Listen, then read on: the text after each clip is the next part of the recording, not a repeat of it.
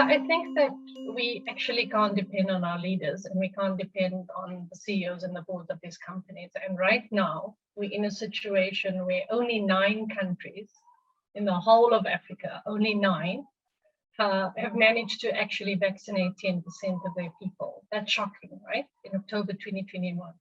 Of the 35 countries in the world that have only reached 5% vaccination coverage, well, guess what? 28 of them are in Africa. So Africa actually right now is, as we've argued, going to become known as the COVID-19 continent, and the situation is going to get worse. And there's a few things we need to deal with right now. And I think that only public activism can actually change that and be the turning, represent the turning of the tide. The one is Johnson & Johnson and Aspen. The African Union is waiting for 400 million vaccines from Johnson & Johnson, which has given a single fill and finish license to Aspen. Aspen does not make the vaccine, they're just filling and finishing for them.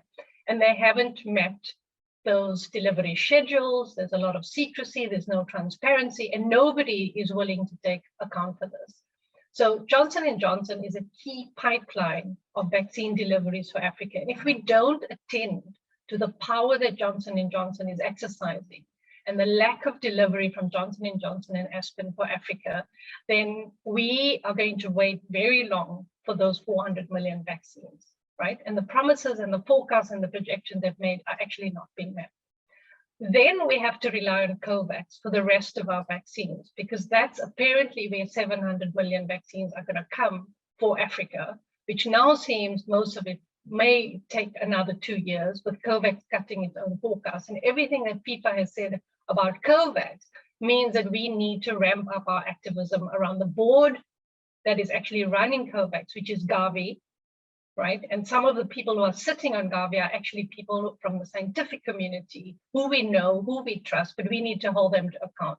We've got to hold our own friends to account in this pandemic. It's not just CEOs of pharmaceutical companies. That entire COVAX structure needs to be more transparent. I think the thing that really annoyed me in the last few weeks is COVAX comes up onto a stage and says, we want the vaccine manufacturers to be transparent and open, and they should share their vaccine supply schedules. And we've been saying to COVAX, you need to be transparent and accountable. You've signed secret contracts. We don't know what you've agreed to. What are the prices? We haven't even seen the South African COVAX agreement.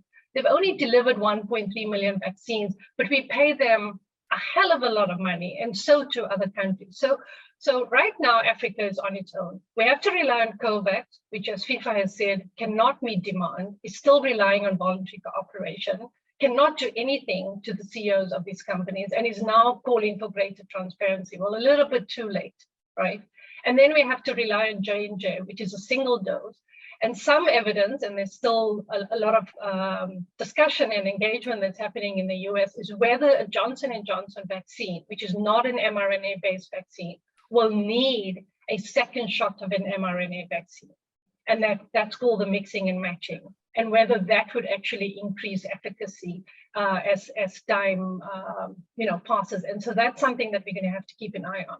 So that means that the Pfizer vaccine and the Moderna vaccine in this configuration is really, really important, especially as some public health experts and epidemiologists and scientists are now suggesting that people who receive the Sinovac and Sinopharm vaccine may have to get an mRNA second shot, which is Pfizer, Moderna. Pfizer and BioNTech are partners, so that's the same vaccine, and then Moderna has an mRNA vaccine. And this is why we go back to the activism around the CEOs and the boards and the staff and the people who are working for Pfizer and Moderna, because whether we like it or not, these are not companies that are our allies or our friends, but whether we like it or not, their vaccines are going to become critical, and they know that. And they know that we will have to do annual vaccination programs for a little bit longer. It's not just going to be a once-off vaccine program. And therefore, we're going to need these vaccines. And so that goes to the heart of what is Africa doing to invest in its manufacturing capacity. You can't only rely on the WHO mRNA hubs. You can't rely on Moderna building a plant one day somewhere in Africa, which they haven't given us any details on. And then the so-called small fill and finish license to Aspen and BioVac. right? So they are distracting us from the real need to invest in manufacturing capacity in Africa by giving this small fill and finish license. But where Aspen and BioVac have no control and no power, which is the reason why Aspen was exporting the vaccines to Europe instead of providing it to Africa when South Africa was going into wave 3. So if you look at the constellation of players and actors and forces, and the fact that it's going to take Africa a really long time to get to levels of even 40, 50% coverage, because one, you need supplies to do that.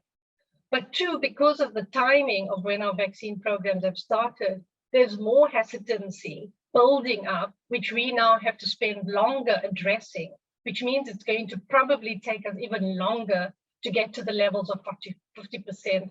Time that, for example, in Europe or in North America, they had 4 or 5 months to deal with those issues. I mean, there's parts of the US that doesn't even have 50% coverage. So I don't think hesitancy is unique to Africa.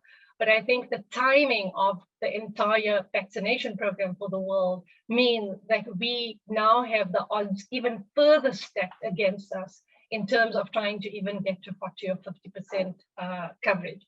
The issue around COVAX and the activism and our push for transparency and accountability and civil society inclusion is also more pronounced and more important, because COVAX has said that they obviously can't get all of the supplies and they can't get greater manufacturing support from the companies, and that a lot of countries and companies are not honoring their commitments to COVAX. So they have revised their forecast by 500 million doses. So it was already a low target to start with, right? They were supposed to vaccinate 25% of vulnerable people by the end of this year.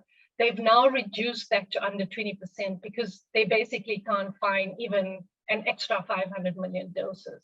So COVAX is obviously going to take very long to serve the needs of Africa. Johnson & Johnson actually, I think, just is not honoring their commitments. The emergent issues with the plant in the US has basically made the entire global supply chain for Johnson & Johnson really, really tenuous. And so the question is, which vaccines are Africa actually going to use and rely on? Yes, India has now lifted the export ban on AstraZeneca, but I think our focus then has to be on AstraZeneca, Oxford University with serum, because that's where that vaccine is coming from for many parts of Africa. And then we've got to focus on Pfizer and on Moderna.